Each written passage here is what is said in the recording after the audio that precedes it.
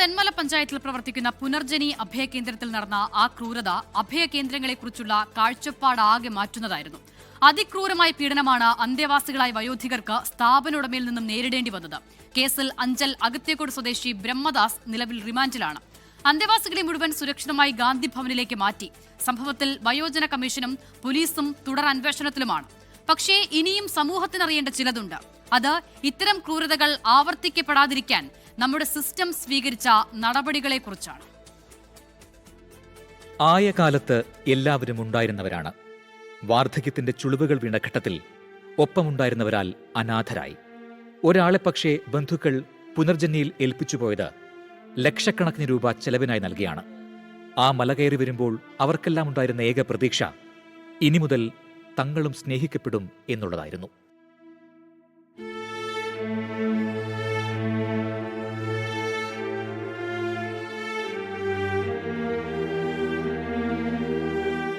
രണ്ടായിരത്തി 2018 തുടങ്ങിയ പുനർജനി എന്ന സ്ഥാപനം ഒരുപാട് പേർക്ക് തണലായ കാലമുണ്ടായിരുന്നു. അഞ്ചൽ അകത്തിക്കോട് സ്വദേശിനി നോക്കി നടത്തിയിരുന്ന അശരണർക്ക് അഭയമായിരുന്ന കേന്ദ്രം അതായിരുന്നു പുനർജനി.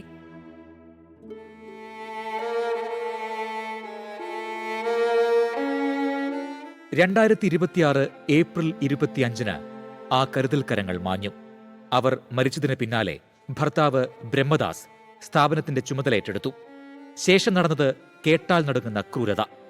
9 പുരുഷന്മാരും 3 സ്ത്രീകളും ഉൾപ്പെടെ കേന്ദ്രത്തിലുണ്ടായിരുന്നത് 12 വയോജനങ്ങൾ. പുറത്ത് കെട്ടിയിട്ട് വളർത്തുന്ന കുറെ നായ്ക്കളും അകത്ത് പൂട്ടിയിട്ട് നരകയാതന അനുഭവിക്കുന്ന കുറച്ചു മനുഷ്യരും. അതായിരുന്നു പിന്നീട് ഇങ്ങോട്ട് കണ്ട പുനർജനി. വാതിൽ പൂട്ടാൻ മറന്നത് കണ്ട് ഓടി രക്ഷപ്പെടാനിറങ്ങിയ 70ഉം 72ഉം വയസ്സുള്ള വയോധികമാർ. അവർ വഴി നാട്ടുകാർ അഭയകേന്ദ്രത്തിന്റെ മറവിൽ നടന്ന പീഡന വിവരം അറിഞ്ഞു. പോലീസും നാട്ടുകാരും പൊതുപ്രവർത്തകരും സ്ഥലത്തെത്തി. കേട്ടതൊക്കെ ആശങ്കയുളവാക്കിയ വിവരങ്ങൾ. നമുക്ക് ചുറ്റും നമ്മൾ അറിയാതെ കുറച്ചു മനുഷ്യരെ ഇല്ലാക്കൊല ചെയ്യുന്നുണ്ടെന്ന നടുക്കുന്ന യാഥാർത്ഥ്യം. പ്രതികരിക്കാൻ ത്രാണിയില്ലാത്തവരെ വിനോദവസ്തുക്കളാക്കി മാറ്റിയത് സംരക്ഷണത്തിന്റെ മറവിലാണ്. ഇരകളുടെ മൊഴി രേഖപ്പെടുത്തിയ തെന്മല പോലീസ് ബ്രഹ്മദാസിനെ അറസ്റ്റ് ചെയ്ത് കോടതിയിൽ ഹാജരാക്കി റിമാൻഡ് ചെയ്തു. അത് അവിടെയും കഴിയുന്നതല്ല. മുൻപുണ്ടായിരുന്നവരെ മർദ്ദിച്ചു കൊലപ്പെടുത്തതാണെന്ന ഇരകളുടെ മൊഴിയുണ്ട്. ഇത്തരം കേന്ദ്രങ്ങളുടെ പരിശോധനയ്ക്കായി നിയോഗിച്ചിട്ടുള്ള ആശാപ്രവർത്തകർ ഉൾപ്പെടെയുള്ള ആരോഗ്യ പ്രവർത്തകർ എന്തു ചെയ്യുകയായിരുന്നു എന്നത് വലിയ ചോദ്യമാണ്. നോക്കാഞ്ഞേൽപ്പിച്ച് ലക്ഷങ്ങൾ നൽകി മടങ്ങിയവർ പണം എങ്ങോട്ടാണ് പോകുന്നത് എന്നെങ്കിലും അന്വേഷിക്കണമായിരുന്നു. ഒരു അറസ്റ്റ് കൊണ്ടോ അവരെ സുരക്ഷിതമായ മറ്റൊരിടത്തേക്ക് മാറ്റിപ്പാർപ്പിച്ചതുകൊണ്ടോ അവസാനിക്കുന്നതല്ല ഈ പ്രശ്നം. നമ്മുടെ സിസ്റ്റം എന്തുകൊണ്ട് ഇതൊക്കെ അറിയാതെ പോകുന്നു? പലരിൽ നിന്നും ഉത്തരം തേടേണ്ട ചോദ്യമാണ്. 24 കൊല്ലം. ഇത്ര വലിയ ക്രൂരതകൾ ഒരു മതിലിനപ്പുറം നടക്കുമ്പോഴും ആരും എന്തുകൊണ്ടൊന്നും അറിയുന്നില്ല എന്നുള്ളത് തന്നെയാണ് ഈ വിഷയങ്ങളുമായി ബന്ധപ്പെട്ട് ഏറ്റവും പ്രധാനമായും പ്രസക്തമായും വരുന്ന ചോദ്യം. ഏറ്റവും ഒടുവിലിതാ ഈ വിഷയത്തിൽ ഹൈക്കോടതിയുടെ ഇടപെടൽ വന്നിരിക്കുകയാണ്. കൊല്ലം തെന്മല അഭയകേന്ദ്രത്തിലെ മർദ്ദനത്തിൽ സ്വമേധയാ ഇടപെട്ടിരിക്കുന്നു ഹൈക്കോടതി. സംവിധാനങ്ങൾ നിസ്സംഗത പുലർത്തുകയാണ് എന്ന് കോടതി നിരീക്ഷിച്ചു. വിഷയത്തിൽ കോടതി സർക്കാരിനോട് വിശദീകരണവും തേടിയിട്ടുണ്ട്. അഭയകേന്ദ്രത്തിലെ ക്രൂരമർദ്ദനത്തിന്റെ വിവരം പുറത്തെത്തിച്ചത് 24 ആയിരുന്നു. വിപിൻ സി വിജയൻ കൊച്ചിയിൽ നിന്നും ചേരുകയാണ്. വിപിൻ, ഇപ്പോഴും ഇതിൽ ബാക്കിയാകുന്ന സംശയം എന്തുകൊണ്ട് ഈ നാട്ടിലെ സംവിധാനങ്ങളാരും പൊതുപ്രവർത്തകരാരും രാഷ്ട്രീയ പ്രവർത്തകരാരും നിയമ സംവിധാനങ്ങളൊന്നും ഇതൊന്നും അറിയാതെ പോകുന്നു എന്നുള്ളത് തന്നെയാണ്. 24ന്റെ വാർത്തയെ തുടർന്ന് വലിയ പ്രതിഷേധങ്ങൾ പല കോണുകളിൽ നിന്നും ഉണ്ടായി. സർക്കാരിന്റെ ഇടപെടലും ഉണ്ടായി. അതിന് പിന്നാലെ ഹൈക്കോടതിയും ഈ വിഷയത്തിൽ സ്വമേധയാ ഇടപെടുകയാണ്. എന്തൊക്കെയാണ് കോടതി ഈ വിഷയത്തിൽ പറയുന്നത്? അശ്ത, 24ന്റെ വാർത്തയിൽ വളരെ ഗൗരവമായിട്ടുള്ള ഒരു ഇടപെടൽ അത് ഹൈക്കോടതിയുടെ ഭാഗത്തു നിന്ന് ഉണ്ടായി എന്നുള്ളതാണ്. സിസ്റ്റം നിസ്സംഗത പാലിക്കുന്നു എന്നുള്ളതാണ് ഇന്ന് ജസ്റ്റിസ് ദേവൻ രാമേന്ദ്രന്റെ ഡിവിഷൻ ബെഞ്ച് ഇന്ന് പ്രധാനമായും ഈ കേസിൽ പറഞ്ഞിട്ടുള്ളത്. തെന്മലയിൽ ഈ വയോധികർ ഇത്തരത്തിൽ ആക്രമിക്കപ്പെടുന്ന ഒരു ക്രൂരമർദ്ദനം നടക്കുമ്പോഴും അതിന് ലൈസൻസ് ഉണ്ടായിരുന്നില്ല. ഇത് ഒരു ഒറ്റപ്പെട്ട സംഭവമല്ല. ഇത്തരത്തിൽ ലൈസൻസ് ഇല്ലാത്ത നിരവധി സ്ഥാപനങ്ങൾ പ്രവർത്തിക്കുന്നുണ്ടാവും. അപ്പോൾ ഇങ്ങനെ ഒരു അക്രമം ഉണ്ടാകുന്നതിന് മുന്നോടിയായി നമുക്കത് കണ്ടെത്താനും അതിനെതിരെ ഒരു നടപടിയെടുക്കാനും എന്തുകൊണ്ട് ഒരു സർക്കാർ സംവിധാനങ്ങൾക്ക് കഴിയാതെ പോകുന്നു എന്നുള്ളതാണ് ഇന്ന് ജസ്റ്റിസ് പ്രധാനമായും ചോദിച്ചത്.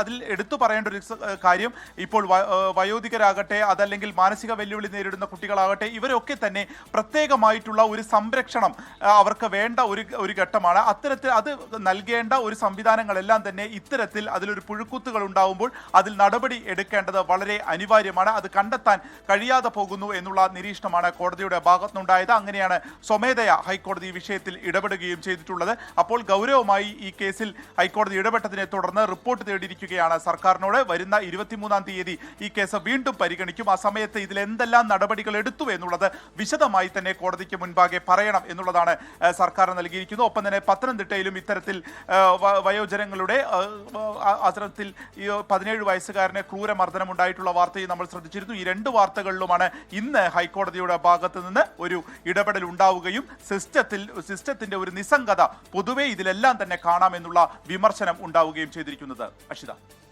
വിപിൻ, സ്വാഭാവികമായും ഇത്തരം വിഷയങ്ങളിൽ ഇടപെടൽ ഉണ്ടാകേണ്ടതുണ്ട്. അതിൽ സർക്കാരിനാകുന്ന നിലയിൽ തന്നെയുള്ള ഇടപെടൽ നടത്തണം. ഹൈക്കോടതിയും ഇപ്പോൾ പറഞ്ഞത് അത് തന്നെയാണ്. പക്ഷേ ഇതിനൊക്കെ അപ്പുറം പലപ്പോഴും വിപിൻ, നമ്മുടെയൊക്കെ തൊട്ട് അടുത്താണ് ഇത്തരം സംഭവങ്ങൾ നടക്കുന്നത്, ഇത്തരം കേന്ദ്രങ്ങൾ പ്രവർത്തിക്കുന്നത് എന്നുള്ളതാണ്.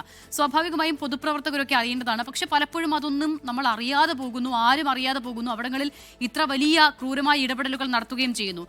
മറ്റൊരു പ്രധാനപ്പെട്ട കാര്യം വിപിൻ, ഇത്തരം കേന്ദ്രങ്ങൾ പ്രവർത്തിക്കുന്നതുമായി ബന്ധപ്പെട്ടാണ്. ഇതൊക്കെ അന്വേഷിച്ചു പോകുമ്പോഴാണ് പലതിനും ലൈസൻസ് പോലും ഇല്ല എന്നറിയുന്നത്. പക്ഷേ ഇവിടങ്ങളിൽ ൊക്കെ ഫണ്ട് എത്തുന്നുണ്ട്. ഇതിന്റെ നടത്തിപ്പ് എങ്ങനെയാണെന്ന് അറിയില്ല. വലിയ സാമ്പത്തികമായ ഇടപെടലുകളും ഇടപാടുകളും ഇതിന് പിന്നിൽ നടക്കുന്നുണ്ട്. ഇപ്പോൾ തെന്മലയിലെ പോലും സംഭവത്തിൽ അവിടെ അവിടെ താമസിക്കുന്ന ഒരു വയോധികന്റെ പക്കൽ നിന്നും വലിയ തുകയൊക്കെ ഈടാക്കിയിട്ടുണ്ട്. അപ്പോൾ ഇത്തരം കാര്യങ്ങളിൽ കൂടെ ഇടപെടൽ വരേണ്ടതുണ്ട്. അത്തരം വിഷയങ്ങളിലേക്ക് കോടതി കടക്കുന്നുണ്ടോ? അതിനപ്പുറം സർക്കാർ തലത്തിൽ അത്തരം വിഷയങ്ങളിൽ കൂടി ഇടപെടൽ ഉണ്ടാകും, പ്രത്യേകിച്ചും ഈ ലൈസൻസ് രജിസ്ട്രേഷൻ ഉൾപ്പെടെയുള്ള വിഷയങ്ങളിൽ എന്നതുകൂടി പ്രതീക്ഷിക്കാമോ ഈ പശ്ചാത്തലത്തിലൊക്കെ?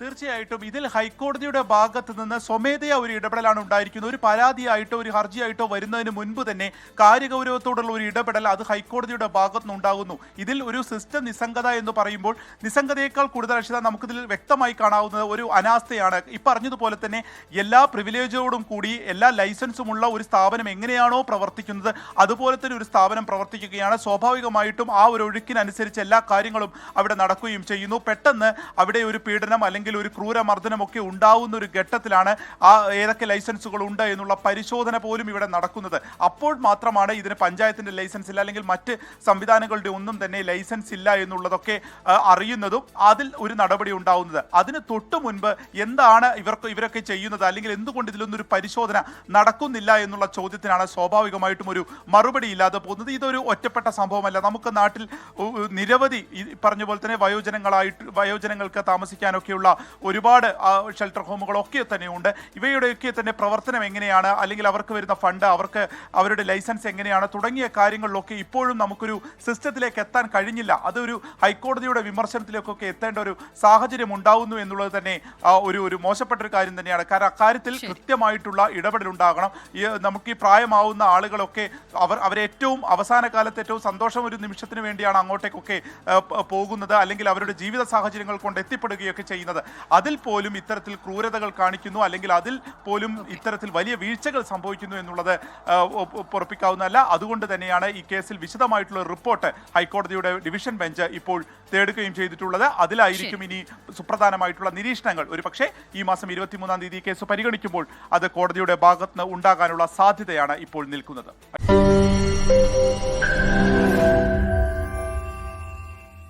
ലോകത്തെവിടെയായാലും ഏത് സമയത്തും 24 വാർത്തകളും ഓഗ്മെന്റഡ് റിയാലിറ്റി പാക്കേജുകളും എക്സ്പ്ലെയിനറുകളും വിശദമായി കാണാൻ ഞങ്ങളുടെ യൂട്യൂബ് ചാനൽ നിങ്ങൾക്ക് സബ്സ്ക്രൈബ് ചെയ്യാം.